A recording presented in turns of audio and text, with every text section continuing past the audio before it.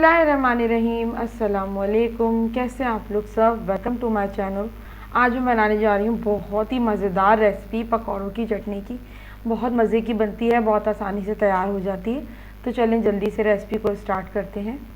यहाँ पे मैंने लिया है आधा कप के करीब पुदीना। पुदीने के पत्ते मैंने आधा कप के करीब रखे हैं। 1 टीस्पून नमक है, 1 टीस्पून ज़ीरा है, 20 के करीब मैंने साबुत लाल मिर्चें ली हैं, 1/4 कप इमली का पल्प है, 4 से 5 दाने लहसुन के, इनको मैंने बारीक बारीक काट लिया है। तो यहाँ पे ब्लेंडर में सबसे पहले हम लाल मिर्चें डालेंगे। 20 के करीब मैंने ली हैं। ज़ीरा शामिल करेंगे 1 टीस्पून, लहसुन शामिल करेंगे 4 से 5 दाने बारीक बारीक कटे हुए, नमक डालेंगे 1 टीस्पून। नमक अपने टेस्ट के अकॉर्डिंग आप ऐड कर सकती हैं, कम या ज़्यादा। इमली का पल्प 1/4 कप इसमें जा रहा है। पुदीने के पत्ते ऐड करेंगे, 1/2 कप के करीब हैं। और 3 to 4 टेबल स्पून मैं इसमें पानी शामिल करूँगी और अच्छी तरह से इसको ब्लेंड कर लेंगे।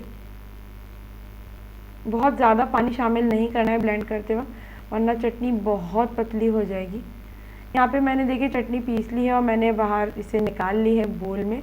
ये चटनी बहुत ही मज़ेदार बनती है। आप इसे पकौड़ों के साथ, समोसों के साथ या फिर पराठों के साथ एंजॉय करें, बहुत ही ज़बरदस्त बन के तैयार होती है। आज मैं बनाने जा रही हूँ बहुत ही मज़ेदार रेसिपी हरी चटनी की। पकौड़ों के साथ बहुत ही मज़ेदार लगती है।